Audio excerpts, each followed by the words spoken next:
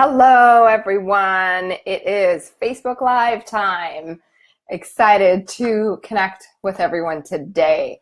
I wanted to talk today about gut health and how important gut health is for pretty much everything. You know, gut health is important for keeping the first thing that enters our bodies is food, and the first place that it enters our bodies is in the gut. So the gut processes just about everything that goes into us. And Charlene says, hey. Jody, hey. Kyra, hey. How are you doing?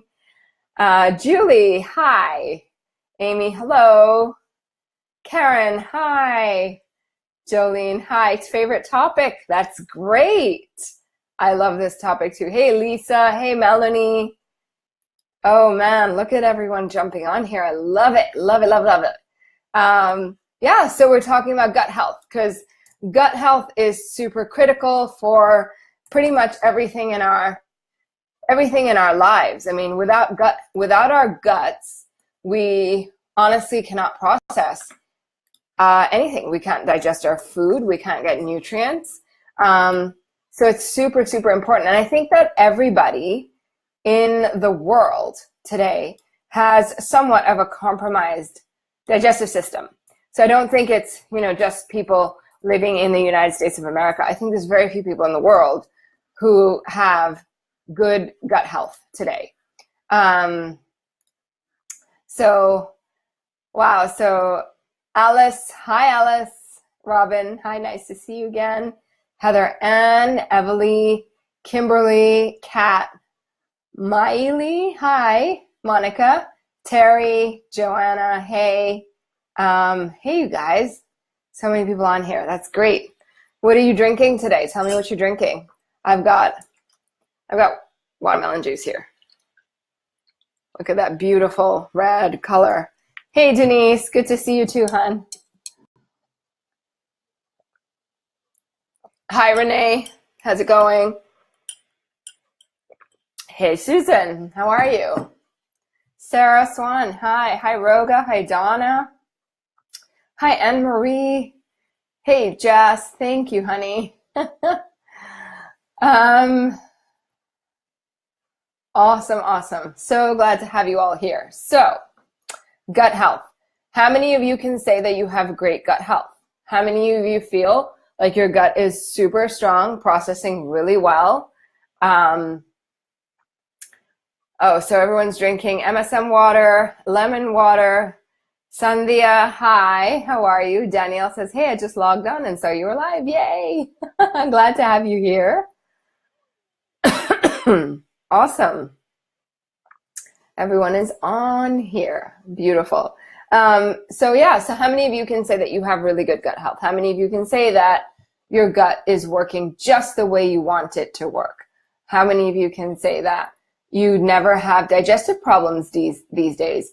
How many of you can say that, you pretty much can eat anything and you won't bloat or gas up or any of that? So a lot of our issues with gut health are because we have pathogens in our guts. And I know we talk a lot about pathogens in our general system. Emily says, I have terrible gut health. Terry says, nope, can't say that I do.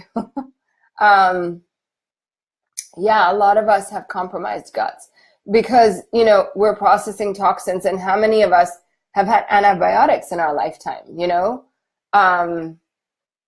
Lots of us have had antibiotics at least a couple of times. Some of us have even had steroids a couple of times. And those all damage guts. They all damage our gut. Anthony talks about what's really in antibiotics. It's petroleum. The stuff that Vaseline is made out of, petroleum products. Not something you want to use for yourself, for your gut. So how many of you have noticed an improvement on celery juice? I know a lot of people do it. I know some people still find tons of diarrhea on celery juice, and it's hard. Kyra says, being born via C-section give you a worse start off with gut health in life? That's a really good question. And the answer is yes, it can. It can. It really can.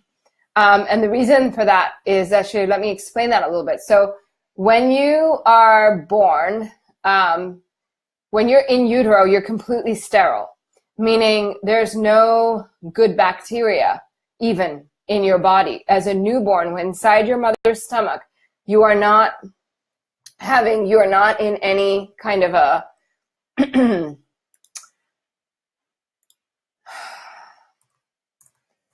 not in any kind of exposure to any kinds of like outside pathogens or bacteria or anything like that. The only ones that you have access to are the ones that cross over your mom's placenta.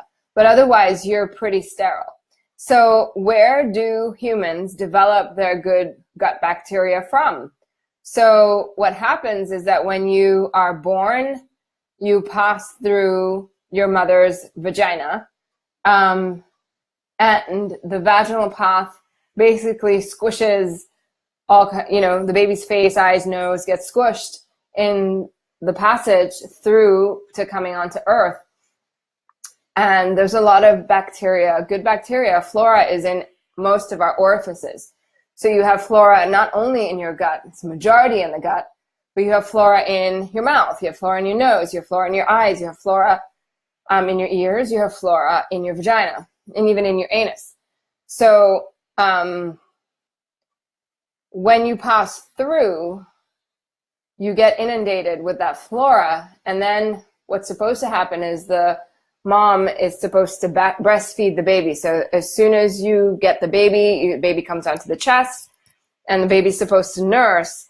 And you know what breast milk is made of, right? What's breast milk made of? It's sugar water, meaning that is mostly over 90% sugar. And when you have to, when the baby feeds, there then becomes an explosion of this bacteria that starts to populate the baby's gut. And that's where you do get your first, that's how your gut health develops. It's not all lost if you were born by C-section. If you are born by C-section, or you have had a baby by C-section, or you end up knowing this information and then having a baby by C-section, you can always keep infant probiotics with you, and after birth, give them to the baby. And that should also make a difference in the population of the flora. So I think it's really important. Yes, sometimes we notice that C-section babies have a slight disadvantage. Statistics show, and this has got nothing to do with medical medium, but just looking at the statistics across the board, we know that C-section babies tend to have more chronic infections, more chronic strep, more chronic ear infections, more chronic sinus infections.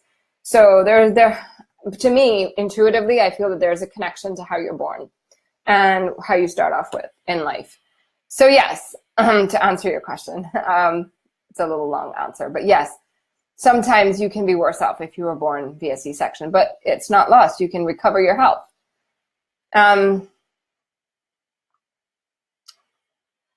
Okay, so another thing I wanted to mention is, our guts are affected a lot by strep. Most of us have some form of it in our gut. So I know that, again, this is not something that everybody suffers with, but if you're dealing with IBS, if you're dealing with constipation, if you're dealing with SIBO, these are all gut issues and gut disorders. So those are all strep related. And if you're dealing with an ulcer, or you're dealing with ulcerative colitis, those are more based on, like, ulcers are caused by high acidity. So, if you have too much reflux, and we'll get into all this. So reflux and acidity, high acidity, heartburn, all of those things are caused by having too much ammonia permeability and too low a hydrochloric acid in the stomach. And Anthony always talks about how there's 7 forms of hydrochloric acid. If when you drink celery juice, you can develop all of those 7. But if you're taking like HCl tablets or betaine HCl in order to recover your health or your hydrochloric acid, then sometimes people get heartburn from that because it's just one type of acid and you continue to flood your body with it, and it creates an imbalance with the other types of acids. And so you get overloaded on one type. And that doesn't work. So celery juice is actually the best way to develop the strength of our gut. The strength of the gut really depends on the strength of, well, how few pathogens we have in the gut, and then depends on the strength of the hydrochloric acid in our gut. And I wanted to also go into here and explain today about some of the comments I'll read in a second, but talk to you guys about ammonia permeability. I know you've heard of it. I know you've read about it in Anthony's book. I know you've heard him talking on the radio shows about it, but I'll just go into it and explain a little bit more about what ammonia permeability is based on what he says in the books. Okay, so Monica says, before I read Anthony's stuff, I had so much stomach pain and had to go on low FODMAP after the 28 days cleanse with celery juice every day. I can eat anything and my stomach doesn't hurt anymore. That's kind of a miracle, Monica. Thank you for sharing.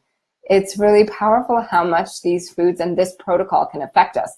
Now, if you're listening here and you're new to Anthony William, or you're new to Medical Medium, or you just discovered him and you're not sure what this guy's about receiving information, clear information from a clear source, which is spirit, and helping people heal.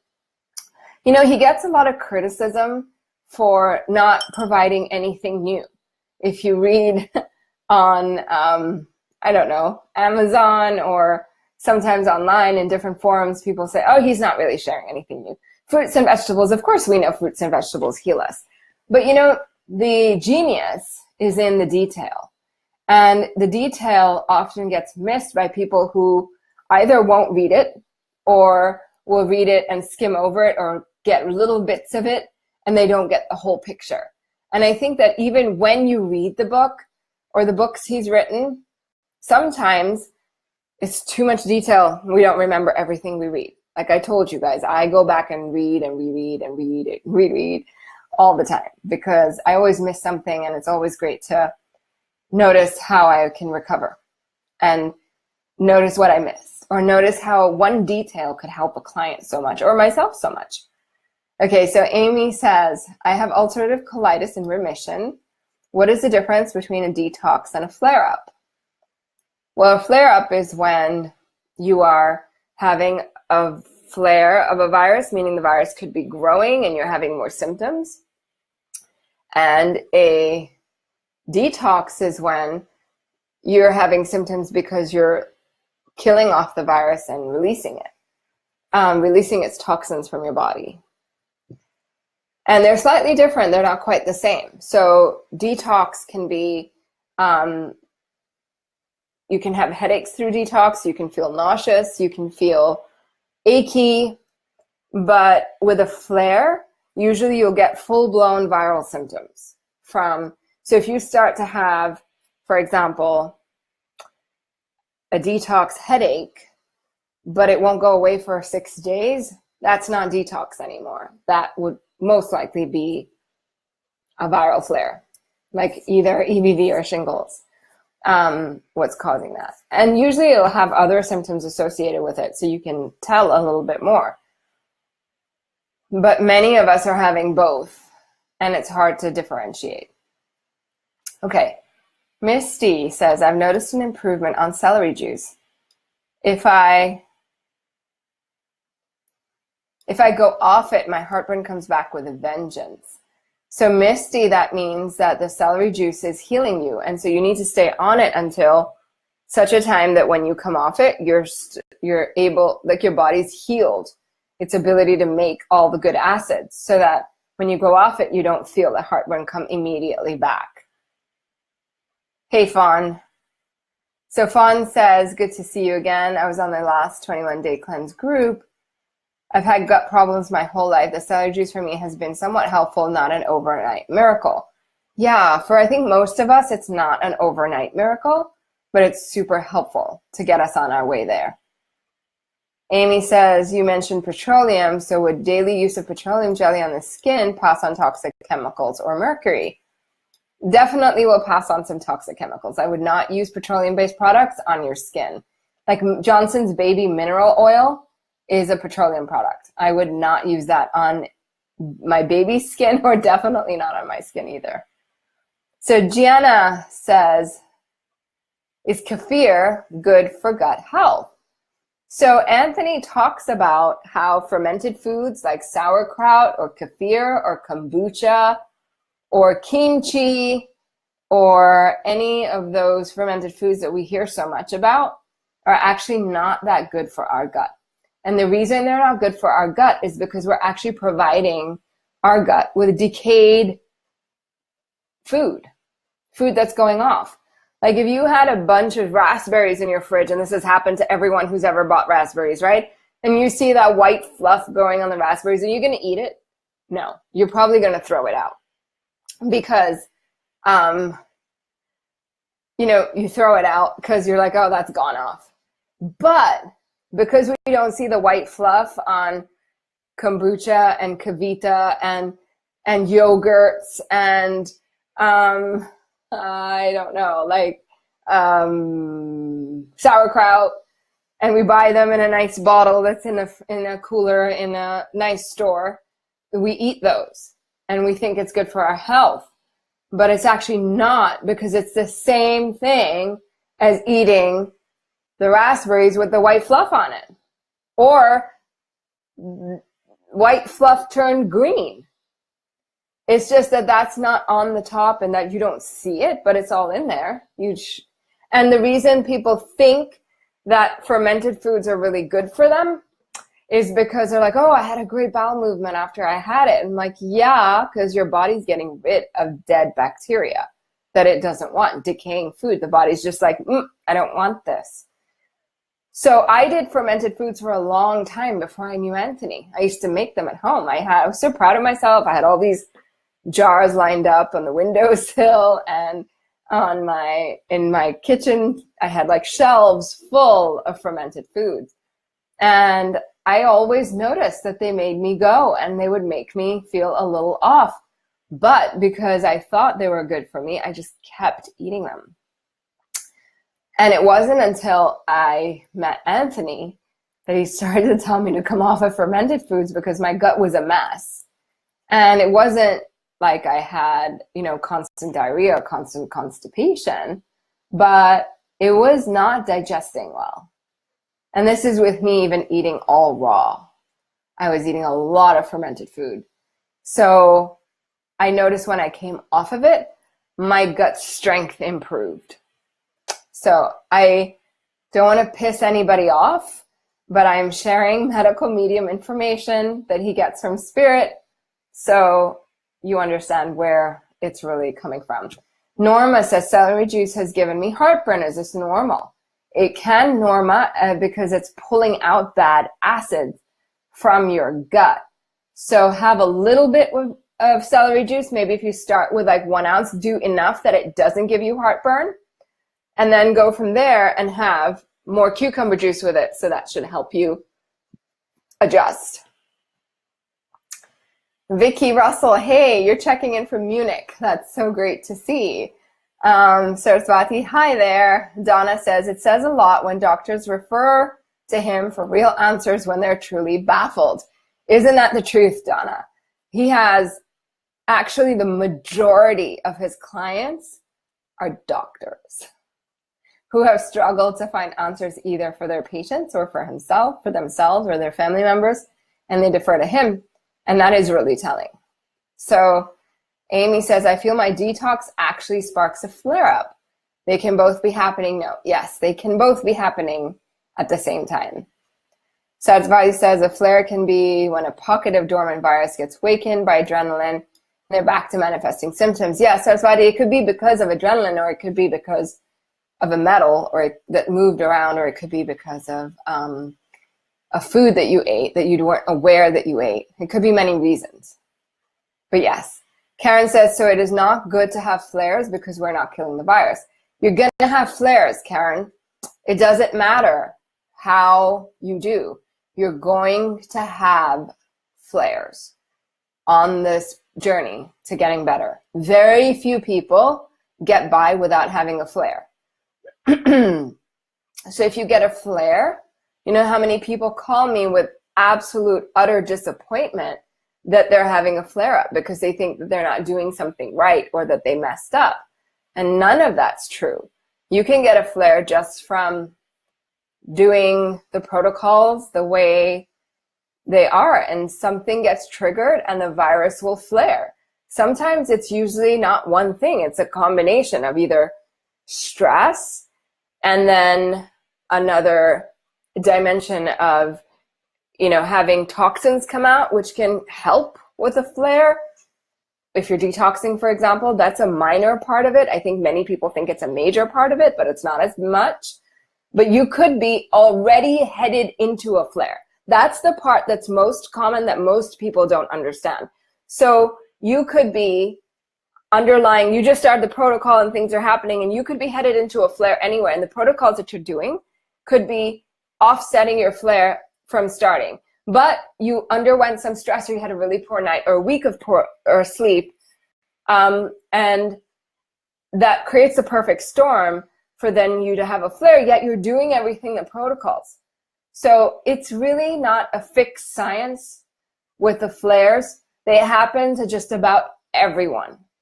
And I think it's easier to just accept that a flare could happen and that you deal with it, rather than feeling disappointed in yourself that, oh my God, I flared up, like I must have done something wrong. Because it's just part of the process and part of the healing journey. Alice says, I've been bedridden for 3 months and hard to differentiate between a flare and detox, so I guess it was a flare. Yes, if you've been bedridden for 3 months, I'm not sure what you're doing, but most likely you've had a couple of flares, because sometimes it can take time to get on top of your symptoms. Barbara says, hey. Eliza, hi, how are you? Andrea says, I have had a successful medical medium detox. That's great, Andrea. And have started healing many illnesses, but my periods are no longer 8 to 10 days of menstruation on a 30-day cycle. What can I do to regulate? Well, I think if you're healing and having fewer symptoms, that your body is making its own adjustments with your period. And so I would just go with it and not worry about the length of your period. And if you really want to do something about that, you could bring in more foods like sweet potatoes, red raspberry leaf tea, nettle leaf tea, and avocados, for example, just to give you a small sampling of foods that can support the menstrual cycle. But I don't really think anything is wrong. I think that it's part of your healing journey, so I wouldn't really worry about it. Michelle Petranek says, I have only tried in many fruits and vegetables in the last few days, and I'm feeling very foggy and depressed. Is this normal? I feel it's from too much sugar. So are you talking about the sugar from fruit? Yeah, because that never causes you to get foggy. Fruit is very detoxifying. So if you start to detoxify super fast, that is one way that you can feel foggy, depressed. And what's happening, it's not the fruit that's causing that. It's the fact that your body cannot move the toxins out quickly enough. So you're basically detoxing too fast for your body. So I would slow it down, and I would bring in some cooked foods. I would bring in some foods, like I only eat raw until 4 o'clock, and bring in more foods to support you so that you slow down your detox and don't feel so foggy and depressed, because that's just when suddenly we change our diets, the body really starts to let go very quickly. If we're not used to that, or we're loaded with toxins, that can be super hard for us to deal with and process out. Too much sugar, unless it's the bad kind of sugar, does not cause those symptoms. Fruit sugar never causes those symptoms. So I want to share with you guys, we have a couple of fun giveaways coming up. Just we're going to be doing just some ebook giveaways. So definitely look out for those and sign up for them. We're going to be giving away a 3-day juice cleanse to get you guys started. We're giving away a 14-day smoothie challenge, and we're giving away a not raw cleanse. So if you have family members who are like, no way I'm going raw. No way I'm going to eat raw food. I can't handle it. So the not raw cleanse is actually really cool because there's few raw things, but it's mostly bringing in enough cooked food so somebody doesn't completely freak out. And for example, Michelle, that would be a great little guide for you to download and take a look at to see how you can structure your meals so that you don't go into too much detox too quickly. And I really wanted to put that guide out there for those people who want to do the 28-day cleanse, but I'm like, wait, don't start there. Like, start gentler and find your way into doing the 28-day cleanse, because not everybody can do it straight up and be really successful on it, because you can start to feel really unwell. It is a deep detox. And if you've never detoxed before, it's advised, I really advise people to go more gentle. And that's helpful. And also it's gentler on the gut and everywhere else to really get clear on how to, you will understand your body. Your body takes time. You take baby steps to really make those changes. They're more sustainable. They're more lasting. It keeps you more positively motivated.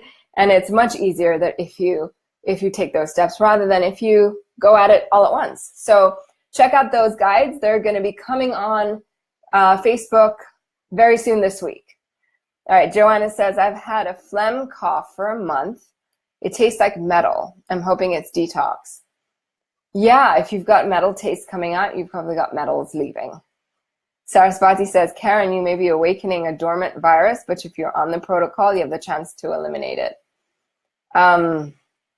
Rhonda says, my daughter was just diagnosed with Epstein-Barr mono. What are the few tips that I could do for her? She has horrible asthma too. She's only 11. Oh, goodness. So for that one, Rhonda, I would recommend getting her off of all the no foods. So no eggs, no dairy, no canola, no soy, no corn, and no gluten. That would be the first place to start. She off of all those foods, because those foods, eliminating them alone will cause her to feel a great improvement, especially in her breathing. And then from there, once you've eliminated all the foods, take about a month or two to eliminate all the foods, no foods. And then from there, start bringing in more supplements and things like that. Barbara. Hi, Barbara. I have been on celery juice daily, EBV, strep, H. pylori protocol for almost a year. Lately, I've been passing foul mucus.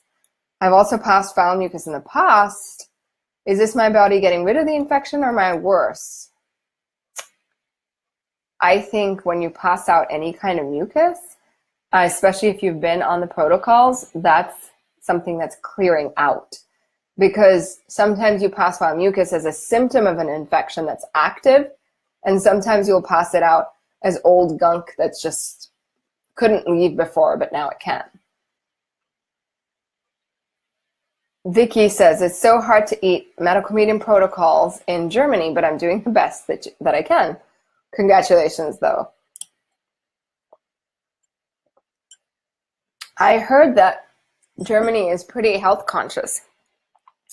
And I know that a lot of people who live in Europe are able to get a lot of good supplements from Germany. So I know it's a meat and beer country, but I'm wondering if they have some good produce and they have some good places that you can get.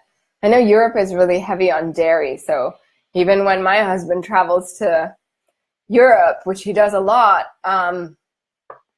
they always end up cooking his food in butter. And he's like, no dairy, and they don't get it. So that can be hard. But I think that if you speak German or you can be really clear about how you want them to cook your food. Try that. I don't know what you've tried. I'd be curious to know. Liza says, I'm breastfeeding, and when I do celery juice, I notice my 16-month-old has a bad night.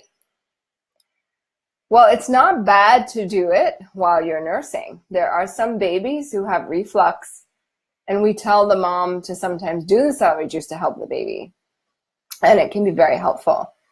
When you say your child has a bad night, are they having gas? They're not sleeping. If your baby's not sleeping and having a bad night, it's probably because of a digestive disturbance. That's usually what upsets babies. And I'm just thinking, how much are you having? If you can lessen the amount, you might be okay. Myri says, hi, Muneeza, I love your live so much. Hey, Myri, thank you for being here. I love that you watch all the way from New Zealand. It makes me smile so big. Michelle says, I get an immediate headache from kombucha. Yeah, because it's not good for you. Gianna says, thank you. No more kefir for me. Need to go look up an Anthony-approved probiotic then. Yes, go to medicalmedium.com/preferred supplements, and on there he has 2 probiotics that he recommends. But also the good news about probiotics that I want to give you all is that you can get elevated biotics, which are a very powerful form of a probiotic that are available on fresh fruits and vegetables that you pick from your garden or from sprouts that you grow on your countertop, or in a little pot of herbs that you might grow in your kitchen. So there's a lot of ways to get elevated biotics, and elevated biotics are really important because most probiotics don't make it past the hydrochloric acid in the stomach. They get killed off right there. So when a company writes, 80 billion probiotics available, first of all, they don't know how to calculate that number. And second of all, even if it was accurate at the time of bottling, there's no way it's accurate through shipping, handling, reaching the store, and you don't know what it's got in it by the time you actually buy it, take it home. Maybe it sits in your grocery bag for a while, and then you put it in the fridge at home, or you don't put it in the fridge. By that time, you just have no idea what it's got. But you believe when you buy it, it's like, oh my God, it's got so much in it. But it doesn't. It never does. It's always much less. And also, most of them get killed off in the stomach with hydrochloric acid. So the ones he has recommended on his website are those that make it to the intestines, past the hydrochloric acid. It's a very powerful probiotic, so I do recommend them, but also getting elevated biotics into your system are super powerful. Mary Teresa, can you drink celery juice before bed? Yes, you can. I recommend that to a lot of people when they're struggling, morning and evening. Jess says, I've been drinking celery juice and doing the protocol for 1.5 years and still have reflux and gum recession.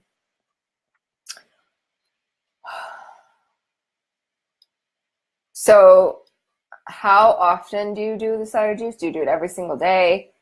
Do you do 16 ounces? Have you tried bringing it in another time, like maybe 16 ounces twice a day? Gum recession is caused by bad acids coming up from your gut at night, coming up through the esophagus into your mouth and causing the gums to recede. And that's what that is. Sarah says, I like to have oatmeal or steel cut oats in the morning. Is that really bad for the gut? I think breakfast in America is kind of messed up because we used to travel to America years ago as children. We used to come from foreign countries, and we'd arrive here and you'd go to breakfast, and then they would have Danish pastries at hotels, and they would have just bagels and cheese. And I never liked bagels ever. They have a whole and they'd have canned fruit, like canned peaches or something like that. And I would be like, is this how Americans eat? because this is kind of disgusting. That's just my viewpoint from being a young kid visiting this country. And then, of course, breakfast, other places in the world, like people eat eggs and sausages and hash browns and toast, and oatmeal is generally a better option than any of those other things, right? Especially if it's a gluten-free oatmeal. So it's not a bad option. But when you are healing your liver, it's not a great option first thing in the morning, because what you want to do first thing in the morning is have lemon water, celery juice, and fruit. And fruit first thing in the morning, actually, because it's breakfast. Breakfast means break fast. So you're fasting all night, usually between 10 and 8 to 10 hours. And then you wake up in the morning and you have to break your fast. That's why the name is called breakfast. So you break your fast by eating something, and your body starts to dump out all these toxins, whatever you eat. But if you eat something like a grain, first thing in the morning, your liver cannot detoxify in the morning. That's its key time to let go and detoxify and change shit around in your body, right? To really move your bowels. When I say shit, I mean literally. Your bowels, your poop, the crap, all out. And if you're not able to do that, I know some people will be like, well, I take it for constipation, it makes me go. But you're also clogging at the same time. Because if you think about it, when you look at oatmeal, it's goopy, right? That goopiness goes inside you and it's goopy still. So if you imagine what your gut looks like when you have oatmeal versus having juice or fruit in the morning, what would move through more easily? So clearly a fruit juice or celery juice or lemon water would move through more easily and quickly, carrying garbage out. Whereas oatmeal would probably cause it to be a little backed up. So really the answer depends on what your goal is, Sarah. Are you trying to heal your liver? Or if you're not and your liver is great and your gut's in great shape, then you could have some in the morning. But I would recommend doing like a warm seed cereal. Like if you wanted to do sunflower seeds with hemp seeds, some chia seeds, some almond milk, that would digest a lot more easily than a grain first thing in the morning. But if your goal is really to get healthy in the gut and in the liver, then eating grain first thing in the morning, I would not recommend. But you can get a grain-like food, like a seed mush or, like a nut granola, which is still not the best, but it's still close enough. You can make a warm cereal out of it, and that can be super helpful. But definitely check out your options with that, because if you want to have it once in a while, it should be okay, but definitely don't do it every day if you're trying to heal your body. Bali, hello. It's so good to see you here. I love your beautiful energy that shows up here. Fawn says, thanks for telling your story about fermented foods. Friends ask me about this topic all the time. I know it's a big, popular one. And they're so shocked to hear what I have to say. So do I still eat coconut or almond vegan yogurt? Is this okay? I think I saw an recipe that called for coconut yogurt. Yes, it's okay to do that once in a while. I mean, they're not no foods. You just don't want to have them all the time, every day, because then they're not good for you, So I think once in a while, if you can handle it, you're okay, but most people cannot. He even says that in the book. If you go to the book, first book, Medical Medium, he talks about how in order to preserve food, fermentation was critical. Without it, people would have starved to death.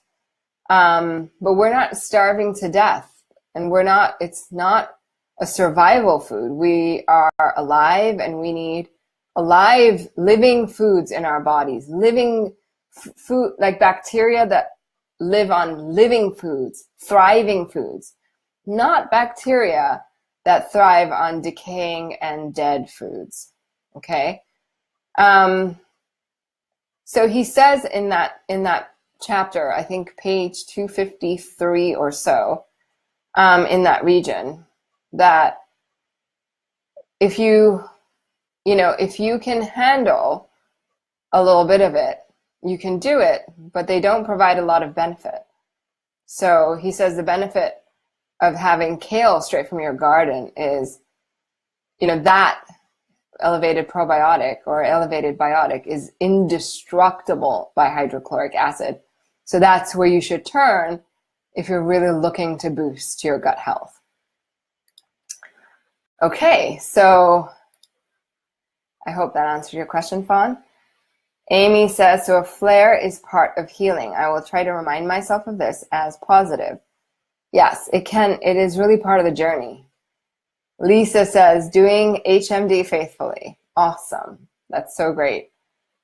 Alice says, my sister is a nurse, is freaking out because I'm not on my MS medication, but I don't want to go back to the MS drugs. I feel like I'm healing. That's amazing. If you feel like you're healing, listen to your gut and listen to your intuition. So that's the other thing I wanted to say about gut health, is that a lot of our intuition resides in our gut. You know how we say, oh, I have a gut feel about this, or I just know it in my gut, right? Those are phrases that are part of the English language that are not an accident. They're there because there's a reason. There is a truth behind them. And the stronger and healthier your gut is, the stronger your intuition is that comes from your gut. It's really important to get those elevated biotics in there. So Lisa says, I have been doing HMD faithfully. I have tons of heavy metals in the brain. And I think metals are being released through my body. My liver is now very sluggish and doing the supplements and foods on the protocol. What can I do to clean my liver?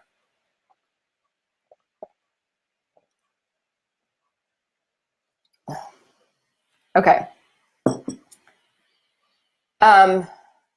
Reducing your fat can really help. And doing the 28-day cleanse can really help. It's really designed to heal the liver.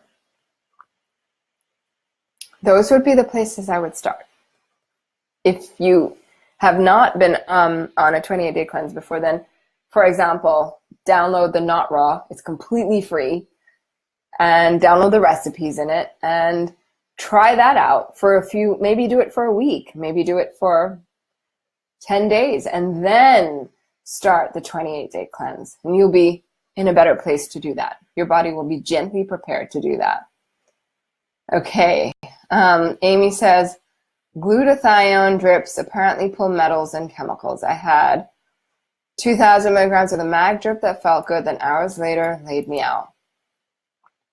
Is glutathione drip or oral an important part of detox? We don't recommend it overtly, because there's so much else that your body is doing that will produce the glutathione for you. When you eat in the medical medium way, your body will make a lot of glutathione. So it's not necessarily super important that we recommend it. Sometimes I'll recommend NAC, which is N-acetylcysteine to some people, because it's a precursor to glutathione, and they need that, so that's why I recommend it. Amanda, hello, how are you? Jolene, nice, I love the giveaways. Good, I hope you download them and use them. And ask other people to download them, because we really want to spread the medical medium way. I think that people get scared off when they think that it's just has to be all vegan or all raw. And I want people to know that you can get healthy by doing like the not raw, right? You don't have to be fully raw. It's actually called the not all raw. So you don't have to be fully raw to do it. And you can bring in, like if you eat cooked foods for breakfast, lunch, and dinner, you're going to so dehydrate your body and you don't feel good. Like then people want a piece of fruit or they reach out for something that's fresher, that is living. So I think that scaring them away when they're eating a lot of cooked foods is hard. And we want to bring people to it, not away from it. So some of these freebies that we're offering in this week coming out are designed to help people not get scared away. I know like the juice cleanse can be scary because it's a 3-day juice cleanse, but it's designed for people who are like, who've done the 28-day cleanse, who've done other things, and they want to take their health to the next level. The smoothie challenge is a really nice in-between because it's like one smoothie a day. So you make yourself commit to one smoothie a day. And it's for someone who is like, Danielle, you're saying, it sounds great for your husband. That's another thing you can bring in. And that has 3 days of recipes, cleanse recipes on the back of it as well to help you get going with something that you might want to try. Okay, so Michelle says, can I take loracidin pellets if I'm trying to heal my liver? Yeah, it's not directly for that, but you could. Myri says, Little Jet naturally prefers raw food. He could be a raw foodie, no problem. I use him as an inspiration. That's really great. My husband is now also requesting raw meals at dinner time, even though it's winter here. That is really great. That means your family, Myri, has healed through a certain level, and that's beautiful that you're able to offer them that. Emily says, some info in Facebook groups say that Anthony said you have to put your sprouts outside to get the elevated biotics. Is that your understanding? They do need some sunshine, but they don't have to be outside. You can get them sunshine even indoors, and they'll still get elevated biotics from it. Amy says, do you please have a referral to a safe container to grow sprouts, no icky plastic, and a good source for radish sprout seeds? If you're growing in plastic, you should really put a paper towel in between the plastic container and your seeds, and then you'll be fine. I haven't yet posted about this, but there are places you can get a ceramic sprouter, and those are really cool. And a good source for radish sprout seeds. You can look online, Amy. There's a lot of organic heirloom seeds available. I don't have a name off the top of my head at this moment, but there's lots of them available. Sprout Man is a good one. Jess says she has daily 16 ounces. Renee says, what do we do if we're not able to eat every hour and a half at work? What's the gap? Is it 2 hours? Is it more? I would suggest keeping on clothes that have a pocket in them and putting in your pocket a little piece of fruit. And then you just take a bite because you have to. Many ways to figure it out, if you know what I mean. Mary Saraswati says, I love your explanation of the goopy oatmeal. It's true. If it's outside your body like that, inside it's going to be even worse. Mary says, I got a lot of gastric distress at night and it wakes me up. So I'm wondering, Mary, it's hard for me to tell you what to do because I'm not sure what you're already doing.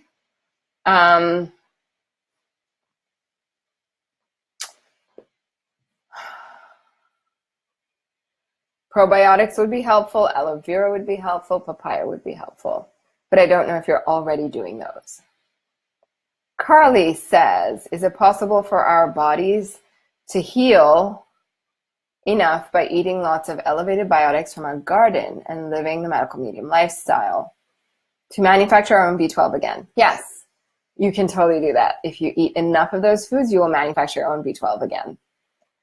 Mary says, any recommendations for good refrigerated water filter for my home or none refrigerated? I don't recommend refrigerated water. Cold water is really not good for your body, but I do recommend a Berkey filter, Berkey.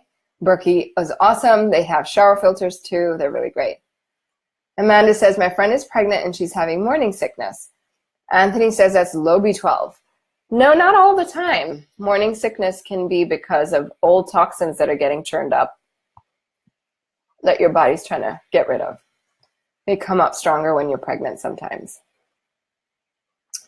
Myri says, does putting fresh greens out of the garden into the Vitamix affect the elevated biotics in any way? Yes, I think they do. So it's best to have them whole if you want to get some and not just blend them all up. Carly says, is it ever possible if we eat lots of elevated biotics from our gardens? Oh, I think I already answered this. Yes, the answer is yes. You have to do a lot of it though. Denise says, what is better for healing, to say fat-free or all raw? Depends on who you are, and it depends on where you are in your healing. Lisa says, thank you. Taryn says, how do you know when you're methylating and do not need 5-MTHF anymore? That's a good question. Your energy levels are better and your gut health is a lot better. But it's hard for me to give you exact metrics on that, Taryn, but it's a good question. Rhonda says, good afternoon, Muneeza. Good afternoon. Jolene says, I love papaya for digestion, but since the recall in the desert Southwest, I cannot find them. What's a good alternative? I'm starting to hurt my gut since not having it. Have you found frozen papaya? That's super helpful. Or go to marthasbest.com and order papaya in. Joanne says, hey, Muneeza, enjoying your show. I'm so glad. Amy says, reducing which fats? I'm low in essential fatty acids and olive oil and coconut. Now see Anthony mentioning macadamia nut oil. Are these all right with veggies? And how apart should steamed potatoes be eaten from my salad with lemon and oil? I'm not sure what you mean by your question, Amy.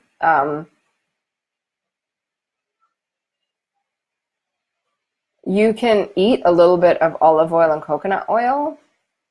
Yeah, they're totally fine with veggies. And if you're trying to heal the liver, then yes, separating starches with fats is a good idea. Sophie says, I've had a problem with constipation for years, and I get pain in my rectum. It feels like sticking up a knife.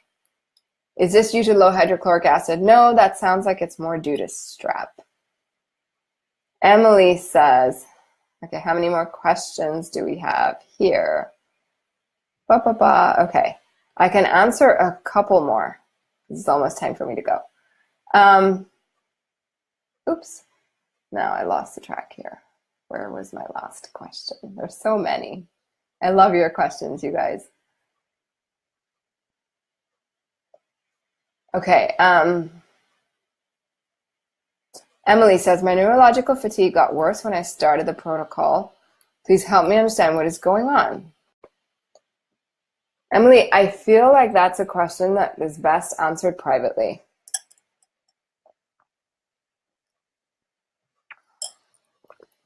There are so many factors that could do that I don't want to give you one answer. And I don't want to talk for an hour on this subject. So if you are able to reach out for a private consult, that would be the best way to go.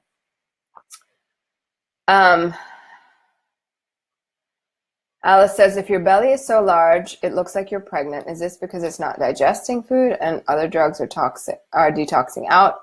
What is causing this? It's gas, like old gas that's stuck, that's causing that. Any suggestions to make the belly smaller if you have strep in the gut? You got to do the anti-strep protocol. You were Wonder Woman. I don't consider myself Wonder Woman.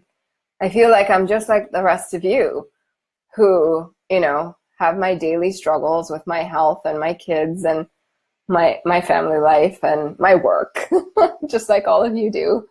And, you know, I don't think of myself as Wonder Woman, but it's very kind that you do. Iona says, hi, Muneeza. Happy to see you. Hey, you too, Iona.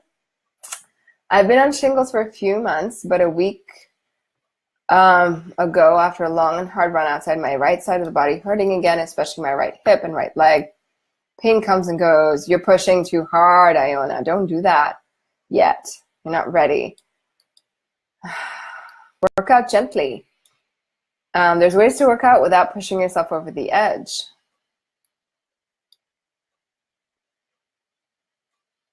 Go back on your shingles protocol and up it, like do a little bit more. Myri says, in Anthony's first book, he compares people with apples. In the gut health chapter, he refers to having shiny outside and rotten core, and vice versa. So true. Could you please elaborate on this? I found it interesting and what it means for those that have gut health issues. You know how I talked about in my last live about how people don't believe that you're sick because they think you look fine on the outside and everything is good, and so what's wrong with you?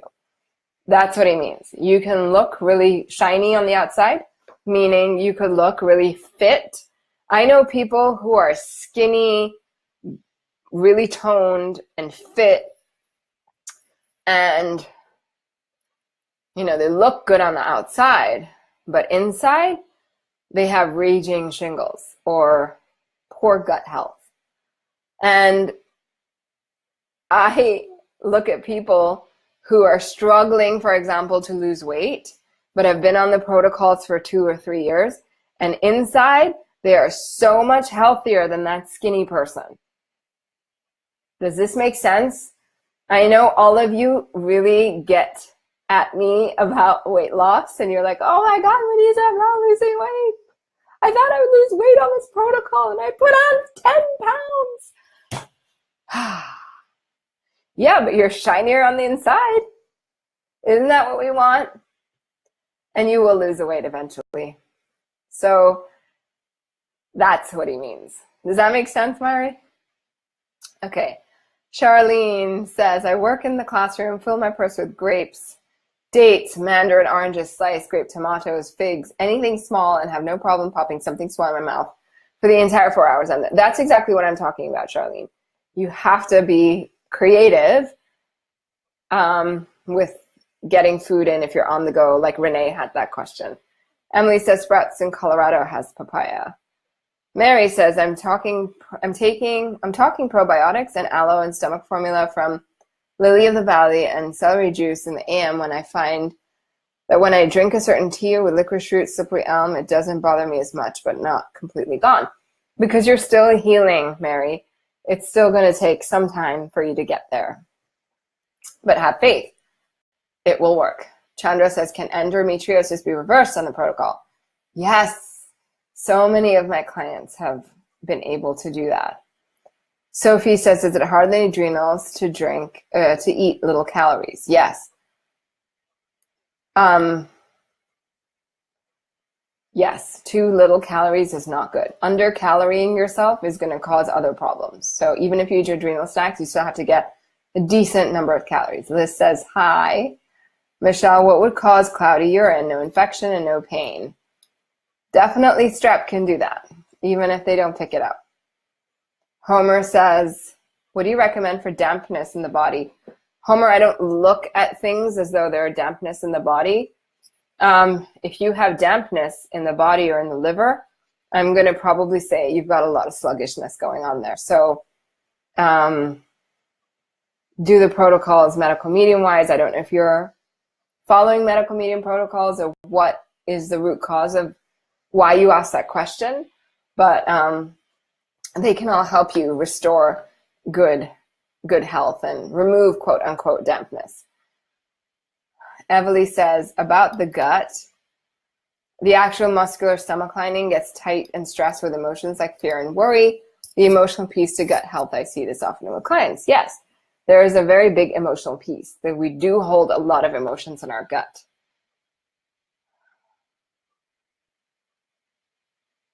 Okay. All right, there's a few more questions. I'm going to try and finish all of them, but once I reach Ali's question, no more. Otherwise, I'll be here all night. Okay. Amy says, is pure encapsulation zinc acceptable if iodine is unavailable? Yes. And don't we need other Bs in addition to vegan safe? You get most Bs from your food, but you don't get B12. Tammy says, can you heal EBV and still have stiff, achy joints? Yes. But then you're not completely healed if you have that.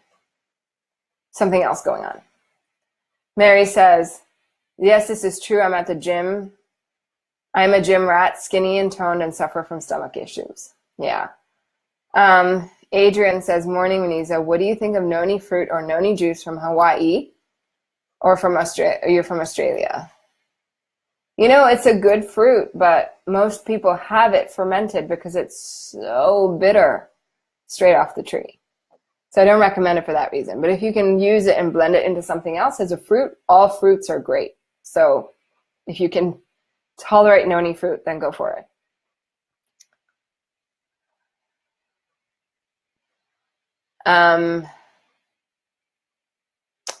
Amy says, it makes sense, but I look the outside the reflection of my internal challenges. I guess I don't hide well.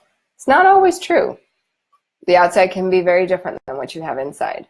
Ali says, hey, is it normal to have heavier periods with clots on the protocol? Yes, because you're detoxing and cleansing and clearing out. Homer says, thank you. I'm very aware of the protocol and I've done it before. Yeah, it will help clear you out, really. And doing more greens will help with the dampness the most. Arlene says, please repeat the name of the company for the ceramic sprouter. I didn't give a name for the company because I don't remember it. But if you remind us in the next live, I will look it up and keep it ready for you.